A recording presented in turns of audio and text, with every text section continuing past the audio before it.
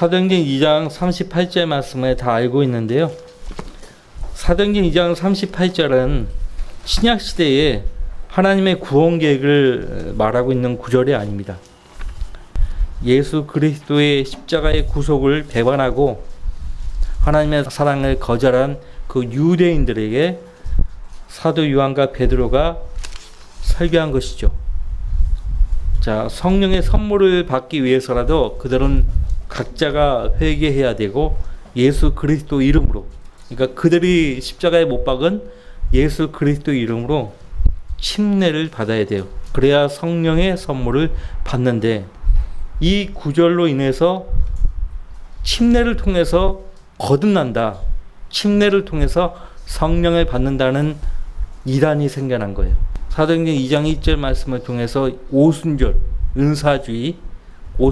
은사주의가 나왔고, 사도행전 2장 38절을 통해서 침례를 통해 거듭난다, 침례를 통해서 구원받는다. 대표적으로 로마 가톨릭과 그리스도의 교회가 대표적인데요. 오늘은 그리스도의 교회에 대해서 상고해 보고자 합니다. 지금 그리스도의 교회가 그렇게 우리나라에서 세력이 크지 않습니다. 여기 저쪽으로 가면은 경원대로라고, 경원대로로 쭉 가다가 인천 기계 공업고등학교 가는 길로 조그만 그리스도의 교회가 있어요. 독립 건물로, 오래된 건물. 그리고 서울 강서구 화곡동에 그리스도의 교회 신학교가 있어요. 지금은 이름이 바뀌었거든요. 그리스도 신학대학으로 있었다가 그 다음에 KC로 바뀌었어요. 코리아 크리스찬 유니버시티 해가지고 그렇게 바뀌었다가 지금은 강서대학으로 바뀌었어요. 강서대학. 거기 보면 그 주변이 전부 그리스도의 교회예요. 아니, 그리스도의 교회 신학교가 있는데 그 주변에 전부 그 조그만 교회들이 그리스도의 교회가 그렇게 많아요. 아주 희한한 동네예요. 전국적으로 그리스도의 교회가 있지만은 그렇게 수가 많지 않습니다. 우리나라에서는 그렇게 많지 않는데, 그리스도의 교회가 어떻게 태동되었는가에 대해서 알아둘 필요가 있어요. 사도행전 2장 38절 말씀을 제가 읽어드릴게요. 베드로가 그들에게 답변하기를, 회개하라.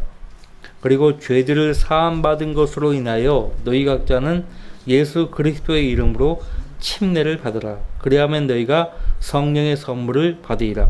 사도행전은 교리서가 아니에요. 역사서예요. 역사서에 나오는 성경 말씀들을 교리화시키는 것은 굉장히 위험해요. 굉장히 위험해요. 그럼에도 불구하고 이단들은 사도행전에서 주로 많이 나왔습니다. 제가 이 이단들에 대해서 공부하기 시작할 때 여러분에게 그리스도의 몸 안에 있는 이단들과 그리스도의 몸 밖에 있는 이단들을 구분할 수 있어야 한다라고 했죠. 그리스도의 몸 안에 있는 이단들은 목적이 그리스도의 몸을 해치는 것이에요. 그것이 목적이에요. 그러니까 대표적으로 칼빈주의, 그 다음에 알미니안주의, 그 다음에 은사주의가 대표적이죠.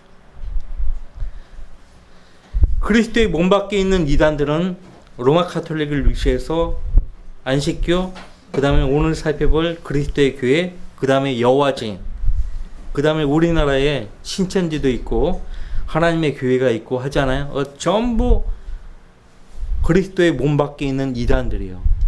성경에서 말씀하시는 구원의 복음과 관계가 없습니다. 그거를 구분할 수 있어야 되고, 우리가 칼빈주의와 은사주의만 살펴봤었잖아요. 알미니안주의는 뭐 특별한 거 없어요. 알미니안주의는 오늘날 감리교, 받은 구원을 잃어버릴 수 있다 이거죠. 유대인들에게 보내는 환난 서신을 붙잡는 거죠. 환난 서신. 대환란 때 유대인들은 받은 구원을 잃어버릴 수 있어요. 그 환난 유대인 교리를 교회에 가져와서 적용하는 거예요. 그 알미니안주의는 크게 뭐 다를 곳이 없어요. 그게 핵심이에요. 그래서 제가 칼빈주의와 은사주의만 이야기한 거고요. 오늘부터는 그리스도의 몸 밖에 있는 이단들, 특히 지난주까지 안식교 했고 오늘 그리스도의 교회, 그 다음에 여호와 증인을 할 거예요. 그 다음에 로마 카톨릭을 다룰 겁니다. 신천지와 하나님의 교회는 여러분들 너무나 잘 알고 있으니까 이들은 교리가 늘 바뀝니다. 안식교 못지않게 교리가 늘 바뀌기 때문에 다룰 필요가 없을 것 같고, 굵직한 안식교, 그리스도의 교회, 여호와 증인, 로마 카톨릭까지만 다루려고 합니다. 자, 그리스도의 교회, 원래는 그리스도의 제자들이라는 말로 시작되었어요. 근데 그 명칭을 정할 때에도 그 안에서 내분이 많았습니다. 그래서 그리스도의 제자들 하다가 크리스천 교회, 그리스도의 제자들, 크리스천 교회, 그 다음에 이제 그리스도의 교회로 최종적으로 바뀐 것입니다. 그리스도의 교회 하면은 두 사람을 꼭 기억해야 합니다. 바튼 스톤이에요. 바튼 스톤. 침례교대였습니다. 침례교대였는데 특히 컴버랜드 계곡 부흥회가 아주 유명하거든요. 교회사에서. 컴버랜드 계곡 부흥회에서 안식교, 그 다음에 이제 그리스도의 교회, 그 다음에 여호와 증인도 연관이 있어요. 이 컴버랜드 계곡 부흥회, 지금도 컴버랜드 가면은 그 주류는 장로교예요. 컴버랜드 장로교회가 아주 유명하거든요. 그러니까 우리처럼 성경대로 있는 장로교도예요. 성경에 따라 침례를 주고 예수 그리스도의 재림을 믿고 전천년주의 신앙이에요. 근데 많이 지금은 그 세력이 쇠퇴했죠. 어쨌든 지금도 있어요. 소수로 있습니다. 캠버랜드 밸리 부흥기 기간 동안에 바톤 스톤이라는 장로와 그 다음에 캠벨이 있어요. 알렉산더 캠벨. 이 알렉산더 캠벨은 그 아버지가 토마스 캠벨이거든요. 제가 이 책을 갖고 있는데 이 두 사람에 대해서 쓴 책인데, 토마스 캠벨과 알렉산더 캠벨. 토마스 캠벨 이분이 영국 아일랜드에서 서유자로 있었다가 조그만 교회를 담임하고 목회를 했었어요. 게다가 몸을 가누지 못할 정도로 그 교회 일을 너무 열심히 한 거예요. 그러다가 이제 미국으로 이제 좀 쉬어야 되겠다 하고 미국으로 간 거예요. 미국으로 간 것이 문제죠. 어쨌든 미국으로 갔는데 너무 좋은 거예요. 그래서 미국에 정착을 하고서 아들을 낳은 거예요. 그 사람이 알렉산더 캠벨이에요. 그러니까 알렉산더 캠벨이 문제예요. 이 알렉산더 캠벨과 바톤 스톤이라는 장로와 만나가지고 캠벨랜드 계곡 부흥의 기간 동안에 그리스도의 교회, 처음에는 그리스도의 제자들이라는 이름으로 나왔었죠. 바튼 스톤은 침례교도지만 알렉산더 캠벨, 이 사람은 이제 장로교회예요. 장로교회. 물에 잠기는 물침례에 대한 진리까지는 알고 있었어요. 침례가 옳다. 물로 침례 주는 것이 옳다. 근데 침례 교인들과의 믿음이 일치가 안 되는 거예요. 물침례까지는 좋은데 다른 침례 교도들이 믿는 그 신앙은 내가 동의할 수 없다. 그래서 이 바튼 스톤과 알렉산더 캠벨이 만나가지고 그리스도의 제자들, 또 그리스도의 교회라고 부르면서 사도행전으로 돌아가야 된다. 그래서 지금도 이 사람들은 교회 환원 운동을 해요. 들어오셨어요? 그러니까 돌아가야 한다는 거죠. 원래 상태로 교회가 돌아가야 한다. 그것이 사도행전이에요. 어떻게 해서 교회가 태어났는가? 이 사람들은 은혜의 복음과 왕국 복음의 차이를 몰라요. 은혜의 복음과 왕국 복음의 차이를 모르기 때문에 이 표적들도 그냥 그대로 해석을 하는 거예요. 이게 문제죠. 그래서 사도행전 2장 38절 사도행전에 나와 있으니까 성령의 선물을 받으려면 먼저는 회개하고 그 다음에 예수 그리스도의 이름으로 침례를 받아야 한다.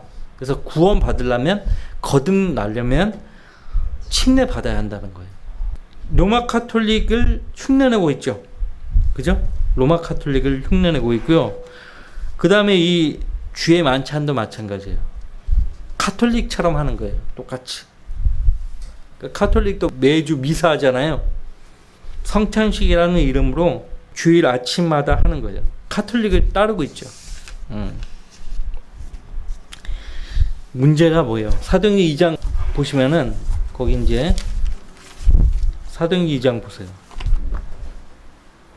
그래서 3,000명이 침례를 받아요. 그런 다음에 거기 46절 보시면 그리고 그들은 날마다 하나가 되어 꾸준히 성전에 모이며 예루살렘 성전입니다. 또 집집마다 돌아가며 빵을 떼고 즐거움과 순전한 마음으로 음식을 먹으며. 자, 빵을 떼고라고 했을 때 카톨릭을 위치해서 그리스도의 교회, 심지어는 뭐 개신교까지도 마찬가지예요. 주의 만찬 때는 그 빵이라고 생각하는 거예요. 주의 만찬 때 빵만 뗍니까? 포도즙이 있잖아요. 잔도 마시잖아요. 여긴 잔에 대한 언급이 없어요. 빵을 뗐다는 얘기는 음식을 먹으면서 규제를 했다는 거예요. 친교를 했다는 거죠. 똑같은 예가 사도행전 20장에 나오죠. 사도행전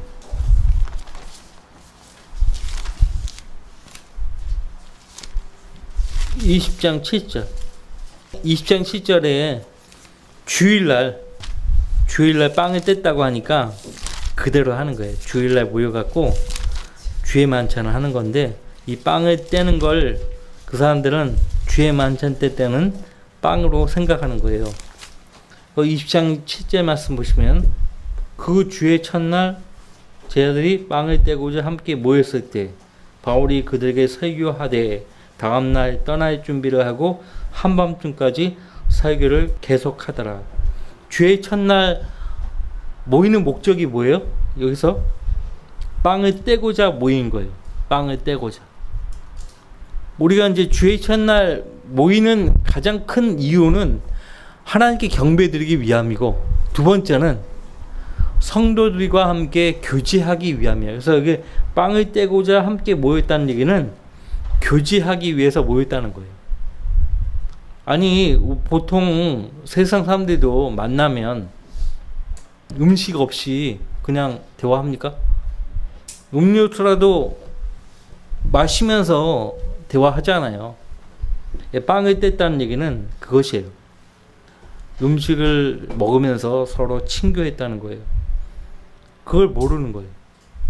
형제교회라고 있어요. 복음도 전하고 막 하는데 카톨릭처럼 하는 거예요. 카톨릭처럼 그런 성 만찬이라고 해가지고 주일마다 모이면 그렇게 하는 거예요. 그리고 자매들은 머리가 길거나 짧거나 관계없이 머리에 너울을 써요. 뒤집어 써요. 카톨릭하고 똑같아요. 그러니까 사도행전으로 돌아가야 한다. 그 말을 유심히 잘 들어보셔야 돼요. 의도가 무엇인지. 자, 카톨릭을 흉내낸 거예요. 그리스도의 교회는. 그러니까 성경에서 벗어난 관행을 따른 거죠. 카톨릭은 성경에서 벗어난 관행을 만들어내가지고 사람들을 얽어매죠. 그런데 사도행전 2장 46절 말씀과 사도행전 20장 7절 말씀을 봤는데 교회 안에서 행한 것이 아니에요.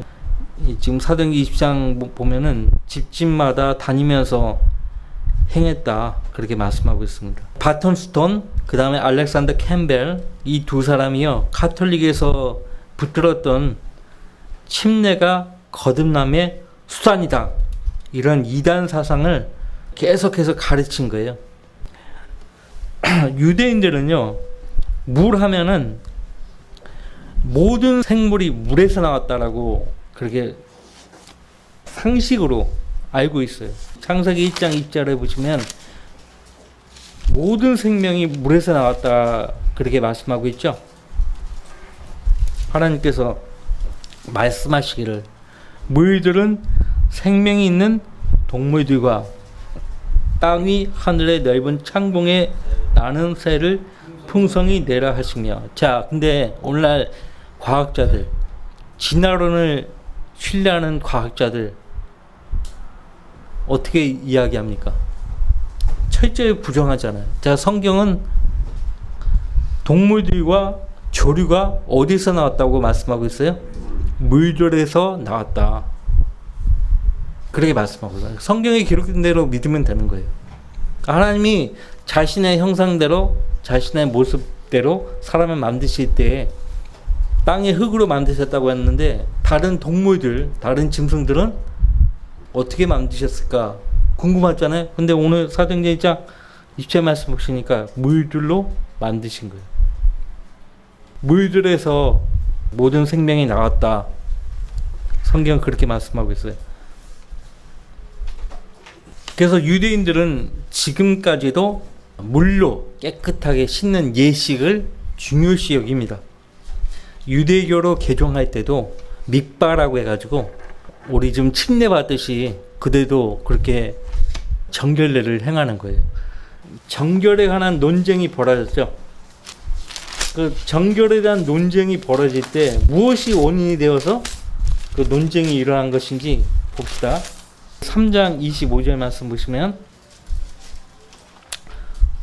먼저 22절부터 이런 이들 후에 예수와 제자들이 유대 땅으로 와 주께서 거기서 그들과 함께 머물면서 침례를 주시더라. 요한도 살림 근처 에논에서 침례를 주고 있었으니 이는 거기에 물이 많기 때문이라.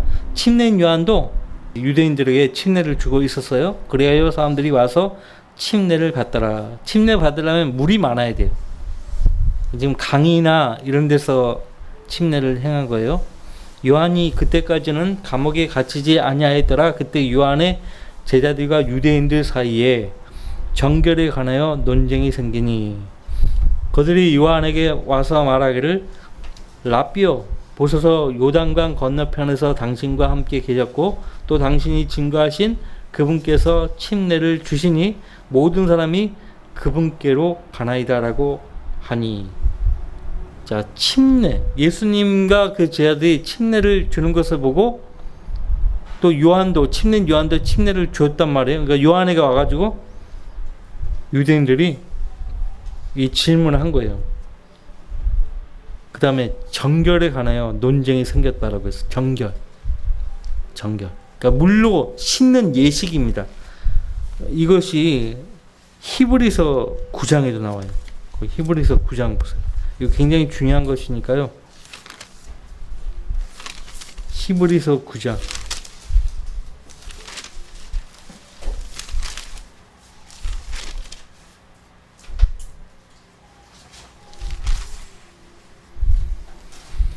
거의 10절 말씀 보시면 이 예배는 구약의 예배예요.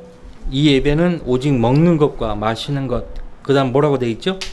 여러 가지 씻는 것과 육신의 율례들에 근거한 것으로 이것들은 개혁의 때까지만 부과된 것이로다. 개혁의 때, 그러니까 예수님이 직접 자기 몸을 들이심으로써 하나님께 나아갈 수 있는 새로운 길, 살아있는 길을 여신 거죠. 그래서 개혁이 이루어진 거예요. 자, 그때까지만 이런 일은 효과가 있는 거예요.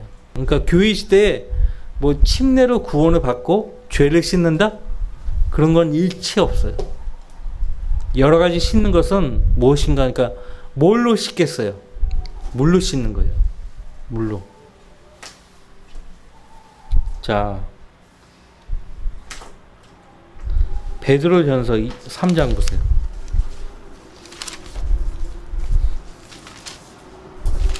우리가 이제 말씀을 통해서 분별력을 얻는데 그리스도의 교회뿐이에요. 카톨릭 침례를 받아야 구원받는다. 나는 세례 받았으니까 구원 받았냐고, 예수님 영접했냐고 물어보면 때때로 세례 받았기 때문에 자기는 예수님 영접했다고 생각하는 사람들이 의리 많아요. 그렇게 배운 거예요. 베드로 사도가 뭐라고 말합니까? 베드로전서 2장 21절 말씀 보시면은 물은 예수 그리스도의 부활하심으로 인하여 이제 우리를 구원하는 모형이니 곧 침례라. 이것은 육체의 더러움을 제거하는 것이 아니라 하나님을 향한 선한 양심의 응답이라. 베드로 사도도 정확하게 알려주고 있죠. 육체의 더러움을 제거하는 것이 아니라고. 자, 구원하는 모형이라고 되어 있는데 오늘날 모든 변기된 성경들은 구원하는 표다, 증거다 이렇게 변기시켰어요. 구원의 표다. 그러니까 변기된 그대로의 성경대로 한다면 침례나 세례 받은 사람들은 그걸로 나는 구원 받았다라고 주장할 수 있는 거죠. 근데 모형이라고요. 물은 모형이에요. 구원하는 모형이에요. 그러니까 물 침례가 앞서는 것이 아니라 성령 침례가 앞서는 거예요. 자, 침례를 받아야 또는 세를 받아야 구원을 받거나 성령을 받는다? 그러면 그렇게 해야죠. 바울 사도조차도 그렇게 해야죠. 그것이 복음이라면. 그런데 여러분들 가장 결정적인 말씀이 있어요. 고린도서 2장 보세요. 이 가톨릭 교도나 아까 그리스도의 교회 이런 사람들 만나면 꼭 요 말씀을 기억하시고 요 말씀으로 찔러 넣어야 돼요. 깊숙이 이 말씀으로. 사도 바울이 뭐라고 이야기합니까? 1장 17절 같이 읽습니다. 그리스도께서 침례를 주게 하려고 나를 보내신 것이 아니라 복음을 전하게 하려고 보내셨노라. 말의 지혜로 아니함은 그리스도의 십자가가 헛되지 않게 하려 함이라. 바울 사도조차도 침례 주는 것과 복음 전하는 것을 구분하고 있는데 그리스도의 교회 카톨릭은 어때요? 그리스도의 교회와 카톨릭은 침례를 받아야, 세례를 받아야 성령을 받는다, 거듭난다, 구원받는다 이렇게 말을 한단 말이에요. 복음을 전파하는 목적은 죄인들을 그리스도께로 인도해서 그들로 하여금 구원을 받게 하는데 목적이 있잖아요. 근데 지금 침례를 주는 것과 복음을 전하는 것은 다르잖아요. 자, 침례를 줘서 구원받게 한다면 바울 사도도 그렇게 해야 되는 거예요. 근데 그건 복음과 별개의 것이에요. 침례는 이미 구원받은 사람이 예수 그리스도의 명령에 순종하는 거죠. 그죠? 그러니까 구원받을 때 성령으로 잠기는 거예요. 그 성령 침례를 물침례와 구분하지 않고 보는 거죠. 로마서 6장은요, 물침례에 대한 언급이 아니에요. 성령 침례를 말하고 있어요. 물침례에 대한 언급이 아니지만 물침례의 영적인 의미를 먼저 다루고 있죠. 로마서 6장에서. 근데 이것을 가톨릭을 위시해서 그리스도의 교회도 구분을 하지 못한다는 거예요. 왜 구분 못할까요? 일단 거듭나지 않아서 그래요. 거듭나지 않으니까 그 구분 못하는 거예요. 자, 그리스도의 교회 또 카톨릭 교도들 만나면 꼭 고린도전서 2장 17절 말씀을 알려줄 필요가 있고요. 사도행전 10장에 이탈리아 코넬료 백부장 그 일로 인해서 베드로가 생각이 완전 바뀝니다. 바뀌어요. 사도행전 2장 38절에서는 침례를 받아야 성령의 선물을 받는다고 했는데 사도행전 10장에 가서는 믿음으로 성령을 얻는다라고 생각이 바뀌어버린 거예요. 사도행전 10장 제가 읽어드릴게요.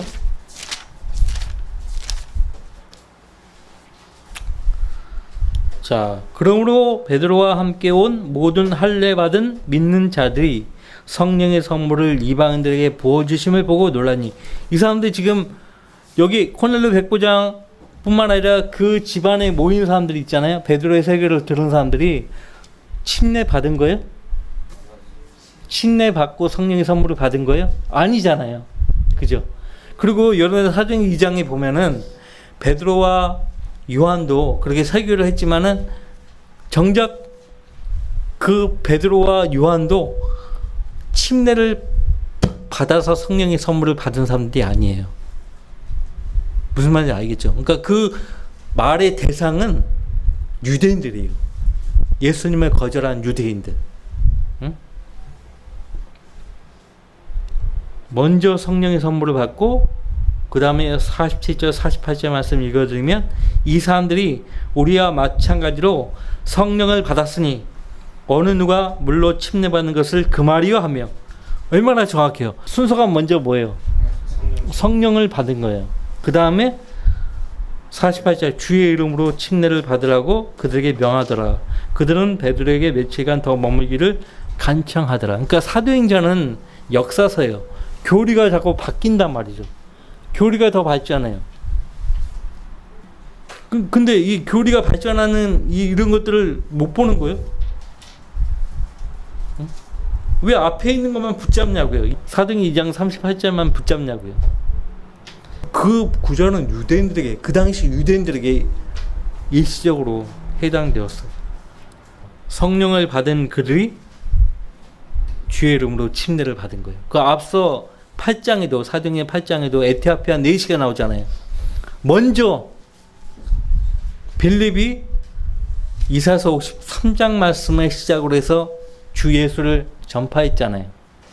그 다음에 에티오피아 4시가 반응을 하잖아요. 침례를 받겠다고 하잖아요. 당신이 마음을 다해서 믿었으면은 합당하다. 믿음이 먼저예요. 그 다음에 침례에 순종하는 거죠. 이런 걸 구분을 못하는 겁니다. 보지를 못하는 거예요. 그래서 먼저 우리는 성령을 통해서 예수 그리스도 안으로 잠깁니다. 이것이 성령 침례고요. 에베소 4장에서 말씀하고 있는 한 침례예요. 성령으로 거듭날 때 이루어지는 성령 침례, 한 침례예요.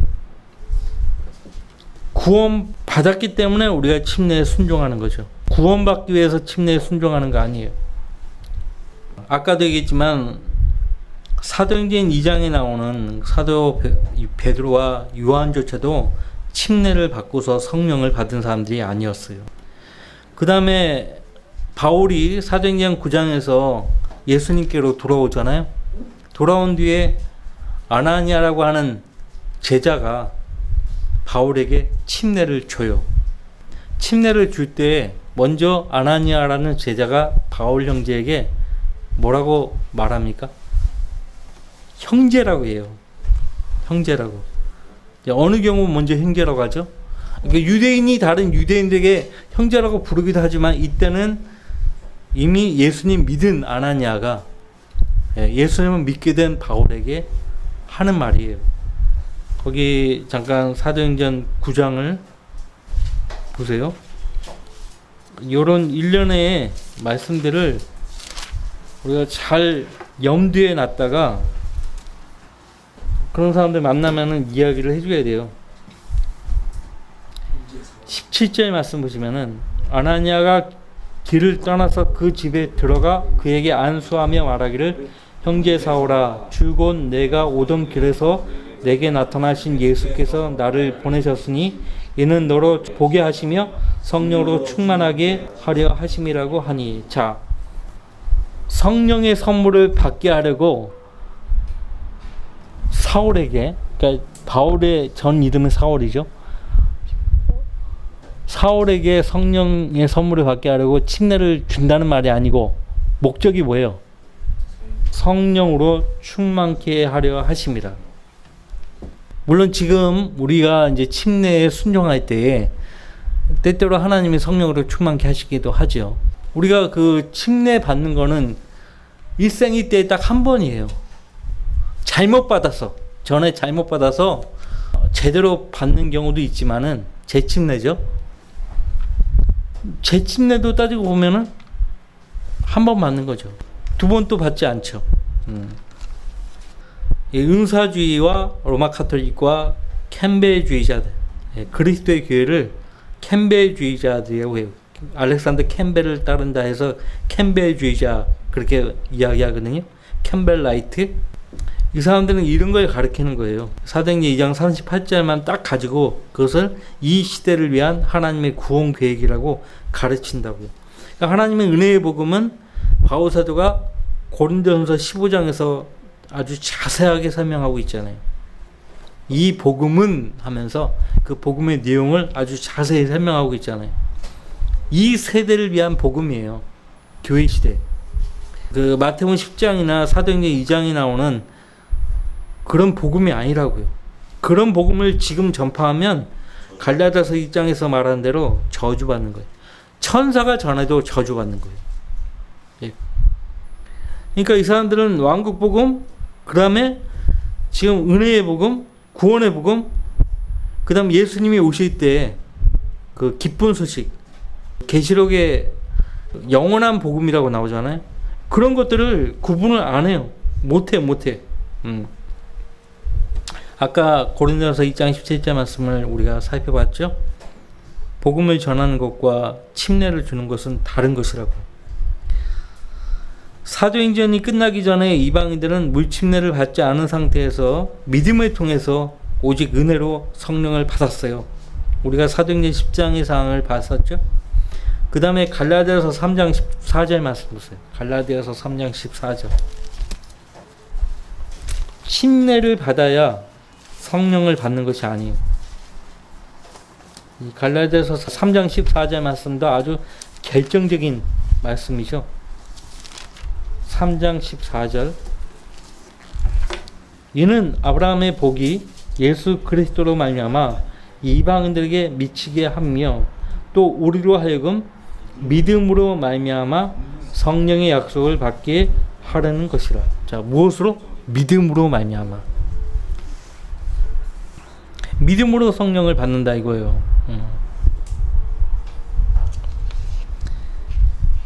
그러니까 그리스도의 교회 캠벨주의자들은 뭐 다루기 쉬워요.